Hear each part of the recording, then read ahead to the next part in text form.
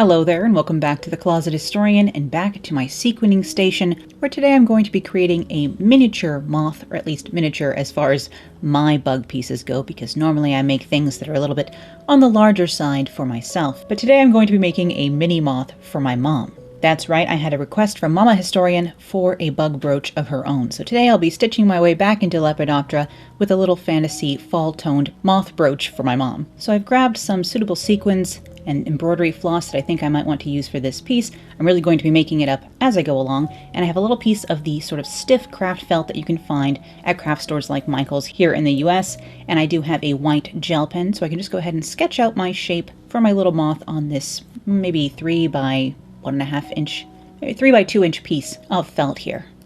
And I'm just looking on my phone at a reference image of a little moth to get a good idea of the shape I want for today. And I do have some DMC embroidery floss. I have 4 individual strands here on my needle. This is sort of a normal, regular sewing needle, a millinery needle, something a little bit on the stiffer side compared to the beading needles that I often use when making these. And I'll just tie a knot in that and then come up from the back of my little moth here. I'm going to leave a loop on the top, like so. Hold that loop down in place, and then I'll take a tiny tight stitch over the ends of the loop just to hold that in place. This is called turkey stitch. I think it also has other names, like Turkish rug stitch, I think is what it's called, because you could hypothetically create a whole rug doing this. It's not that dissimilar from creating like a velvet. You're creating a pile on the surface of the embroidery project here. So I'm just going to repeat that over and over again. Something I like to do when doing turkey stitch or any sort of embroidery stitching really, especially on these little insect or bug pieces, is I like to mix the strands of embroidery floss. So here I'm using 2 strands of like a rusty colored DMC and then 2 strands of a more like chocolate brown kind of color. So instead of using a solid color of embroidery floss, I've kind of mixed my own, and I like the little bit more of a variegated look and finish this gives, something that looks a little bit more natural for the fuzzy part of my moth here today. And I'm just going to repeat this, filling in the entire center body portion of my moth buddy here, so that once I trim these threads it will be nice and fuzzy. And I have switched to some more golden colors here to fill in the center, just to give it, again, a little bit more variation. Moths, of course, do not actually have fur, although they may look fuzzy. They are actually modified scales, so they are still scales on the body of a moth. They just look furry. But I mean, really, how different are scales from hairs? It's all kind of keratin-ish stuff, right? I mean, biologists, feel free to correct me in the comments below. But, I mean, how different are the two, really, honestly? I guess they're different in the way that they grow, perhaps? But I don't want to know too much about that, I'll be honest. But just creating loops on the surface of my piece, taking a second stitch to secure that loop, and moving along, filling in the entire space. Of course, this will work for actually furry things as well. If you wanted to make a little squirrel and have a very fluffy tail, you could as well.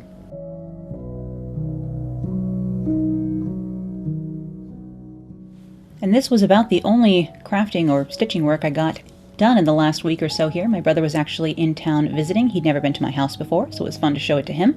And of course, I wanted to show him a little bit of upstate New York, so we went down to the Catskills. I live in the capital region of upstate New York, but we drove a little bit down the Hudson to the Catskills and hiked around a very pretty waterfall called Catterskill Falls. Actually quite a popular hike. There were several people there. And then we did stop into a very Wes Anderson coated but also quite classic diner in Phoenicia, New York, which was delicious, and I highly recommend Phoenicia Diner if you're ever in the Catskills. So I did pause my painting and kind of home decor and renovation work this last week for a little bit to do some touristy stuff, but I promise you'll be seeing more progress on the decor front here real soon.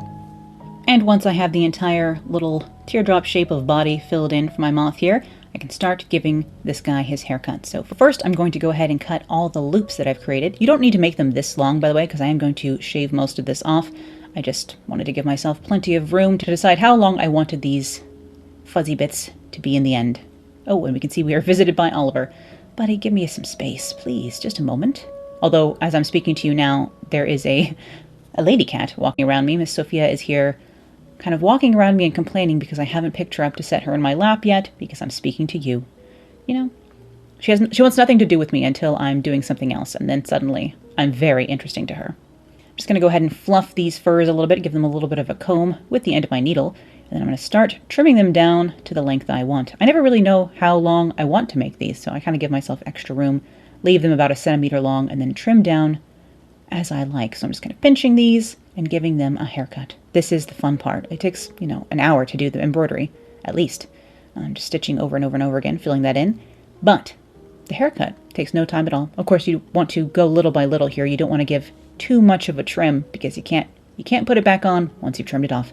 And I will trim the sides of this a little bit shorter than the center just to give that rounded, juicy, fuzzy moth shape. I said it. And I have grabbed the cat, and she's now in my lap. She doesn't purr loudly enough that you'll be able to hear her. She is a tortie cat, so she has her little rusty spots, but she is mostly a black kitty with little rusty bits. She does look a little bit like she's been rummaging around in a fireplace, like maybe she's an orange cat that got covered in soot, or maybe she's a black cat that has been covered in embers, and her purr is so low and she sounds a little bit like a crackling fire, so my brother always says that she's crackling like a fire. I don't know if you can hear it. Let me see. I'll bring the microphone closer. What do you think? Yeah. Yes, you're very precious, Sophie's. She's also extremely soft, which we all appreciate. Alright, so I'm just going to hug the cat as we go on here, working through this project. I have finished my furry body, and I have to clean up the mess that I've made giving that guy a trim. Instead of shearing a sheep, I'm snipping a moth.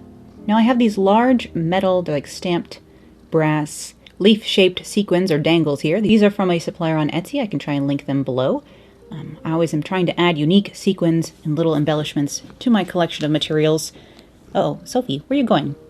You don't need to be... Well, I've given her a taste of the microphone and now she's interested. Anyhow, I'm just going to stitch on 2 of these at the ends of the wings over here. These do come in other shades of metal as well. I was really trying to focus on incorporating as many different metal tones and different tones into this brooch as possible, even though it was on the smaller side, so that my mom could wear this with gold, with copper, with silver even. I did include one sequin that has some silver in it, so we can probably make an excuse that she could wear this with any metal tone. Trying to make this as versatile a moth brooch for her as I can. Sophie, let's not be next to the microphone right now, my love. Go to the cuddle puddle. Alright. And then I'm going to use these dusty, almost distressed, finished, iridescent teal blue peacock-colored sequins. These are a size 10, I believe, and are again from a supplier on Etsy, this time from India, and it is hit or miss with these Indian sequin suppliers. Sometimes they get to me in the 6 weeks as promised. I have had one order take like 8 months to a year, I think it was, so you really are buying at your own risk, but you can get super unique materials, so it's almost worth it trying to get supplies in from the other side of the world. And as I get closer to the body of my little moth here, I will just reduce the size of the sequins. So I'm going to use some size 6 next, and then go all the way down to a size 4, just decreasing these as I get closer to the body. Just what I tend to do, personally, although I am always just kind of inventing this as I go along. I like to say it's kind of like painting. It's like having a palette of colors of paints nearby. I never exactly know what I'm going to reach for. It is an impressionist version of nature, I suppose, in a way. And I'm very rarely trying to replicate an actual species of moth or beetle or anything like that. Usually I'm just making things up to color coordinate with what I have in mind. So I've filled in my forewing here, as it were, and I'm going to devise a design for the bottom. I wanted to incorporate a little bit of burgundy in here as well. I know my mom wanted to wear this with her camel wool suit jacket, so I was trying to think of things that she might pair with that suit. So maybe she would pair this with green tones, so I wanted to incorporate those, or perhaps more like burgundy tones, and I think this would still look good with rust or brown or any neutral as well. So I was trying again to make this work for my mom and her wardrobe. But I have included a large satin finish burgundy sequin here, size 10 again, and then I have another little brass leaf-shaped sequin friend that I've sewn on top of that. I'm kind of switching to the other sequining technique. So normally at the top there you can see I've done layered sequins. This is where I take a stitch and the sequin sort of lays down. This is like on those pillows where you can flip the sequins one way or another. It's because the stitch holds the sequin like down, I suppose, as opposed to what I'm doing now, which is where I come up through the center of the sequin, slide on a tiny seed bead to use as a kind of rivet to hold the sequin in place. So I'll take the stitch up through the backing material, through the sequin, through the bead, and then back through the sequin. So the bead again acts as a kind of like rivet to hold the sequin down in place. So I'm just using a combination of those techniques as usual. Those are my 2 main methods for sewing sequins on. If you've ever seen me make a brooch like this before, I'm sure I've done a better job explaining how I make these in the past. It's less of a tutorial and more of a diary of the process, you know? I do find this kind of thing quite hard to explain because it is somewhere in between crafting and art, which in some ways all crafting is, honestly. And for all the sequining and or beadwork that I do on these, I do switch to just regular Gutermann all-purpose thread. I have that doubled on a beading needle now for doing all of this work. Just layering up my sequins and filling in the rest of the space. This went really quite quickly compared to, of course, the stitching of the body, which took a little bit. But for these small little wings here, this first side took me a little bit more time than the second because, again, I'm making decisions as I go along here, which are hardly noticeable. It's not like I'm really planning things too much, other than, again, just trying to coordinate the colors that I think my mom will like and will make this brooch useful for her. But other than that, I'm not really making, very considered decisions, I suppose, while doing this. Or at least if I am, it's subconscious. And I'm going to fill in the bottom of the wing here, again, using that same technique where I come up through a sequin and use a bead to hold it on. And I'm going to use a satin finish copper metallic sequin for that. And in addition to stalking Etsy for different sequin sellers, I do also, of course, love Cartwright's sequins, who I talk about all the time in these videos, and that's because they are my favorite sequin supplier, so I will link them below as well. About half the sequins you see here today are just from Cartwright's, which are easily accessible. They ship very quickly. The sequins, you can get a full variety of them for you can get many packets of sequins for like 20 bucks, so it's not a huge investment to get started, although if you're anything like me, you're going to want to collect them all, so do be careful about that. It becomes like Pokemon very quickly. Gotta catch every color in every size. I still am always reaching for a size or a color I don't have, and that's me talking, so there are plenty.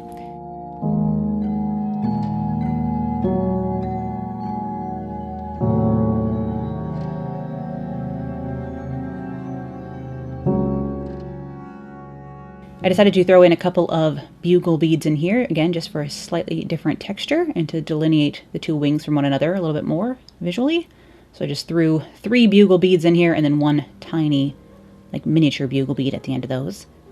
Just a few beads in here, again, just to mix up the textures, even though this is such a small brooch, at least as far as I'm concerned. This might be a large brooch for some people, but not for me. My mom doesn't wear as big and bold of jewelry. She cultivates less weird art teacher vibes than I do, Whereas that's just what I'm going for, is the slightly weird goth art teacher vibe. Even though, of course, I do not wish to be around children. We can say that I'm sort of like the weird art teacher on the internet, right? In some ways. If I ever start teaching painting, which I miss painting, I wouldn't mind doing a little bit more of it, honestly. It's been years. All right, I'm just going to create a little antenna for this as well. Just grabbed some soft copper wire here. I've threaded on a few of the same bugle beads that I used on the wings of my moth here. I've just threaded a couple of those on, and then I just squished the ends of the wire to create kind of a head pin. And I'm just making sure that I file the rough edges of that down with a little metal file here, so this doesn't catch on anything that my mom might be wearing, although she will have to still be careful with scarves. So Mom, if you're listening and watching, do be careful not to get your scarf caught on these antennae, because you will rip either the scarf or the antenna. It's true, it is a delicate situation. And now I'm going to carefully trim around the edges, trying my best not to cut through any of the stitching, of course.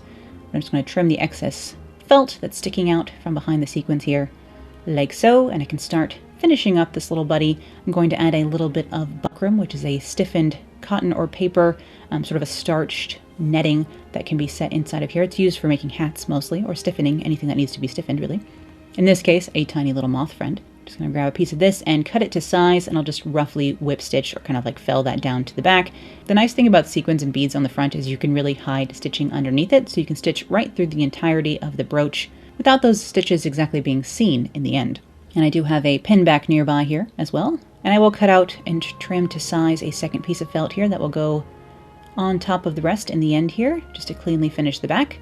Felt is actually quite useful for this. I know a lot of people use leather for this, or suede, but I like using felt because it has that little bit of a fuzzy, grippy texture. So like Velcro in some ways, when you pin it on, it helps things to not move. When it's if you put this felt brooch on a wool jacket, it really is going to stay in place, not only because of the pin back, but also because felt itself is kind of sticky, if that makes any sense. This is acrylic felt, not wool felt, by the way. You can use wool felt. I have some in my stash. I was just using the stiffened craft felt because I felt it might be better and provide a stiffer base for such a small little brooch like this. If I'm making something very large, sometimes I will even put armature wire almost in the brooch itself to help hold the shape. But that's not something I was concerned about with this little guy. And just like with the buckram, I can go ahead and stitch all the way through the brooch to secure the pin back onto here. No need to glue this. Honestly, it's so easy to stitch it on. No need to get glue involved, really. And I will just mark where the ends of the pin back need to go through this last piece of backing felt. And I'll just cut little slits. Honestly, I could have made these a little bit larger to try and squeeze this piece on in a moment here. And I'll just open the pin back and slip that on so that just the fastening part of the pin back shows, and the rest is all cleanly finished with this piece of felt. Again, this is a little bit of a silly one to try and show you anything on because it is on the smaller side. But it is so cute. I kind of need to make some small ones. There's Trove lore brooches that I own, which are the like I always say the couture version of this idea, are made by Trove lore and are embroidered in India, which I wish I could link you to Trove lore retail, but they only do wholesale. So you have to like find them at a museum shop or at a boutique. But if you type in Trove lore embroidered brooch on Google, surely you'll be led in the correct direction to be able to find yourself some at retail. Or if you're like me and you just can't get enough, you're going to have to just learn to make them yourself, which is what happened there. I grabbed a couple of Trove lore brooches at the Huntington Library and Garden in Pasadena, California, and as we know, ever since then I've been quite enamored with making a bunch of them myself. I have a whole terrarium full. But to secure on my backing, now that I have it slipped over the pin back, I'm just going around all of the edges and using a blanket stitch to stitch the 2 layers of felt together cleanly along the edges. This is all kind of hidden underneath the edge of the sequins, so it's not seen in the end. Do choose a color of felt that's similar to the color of the moth you want to make. If I was using, white sequins, I probably wouldn't use black felt like this.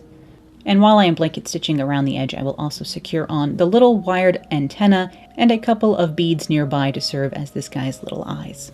Although hidden underneath his haircut for the most part, let's be honest. And here is the finished little moth brooch that I have put together for my mom. I'm actually going to try and make her a few more little buddies, probably a little folded moth and a little beetle friend as well, to put together a little packet of fall friends for her before I send this off to Colorado.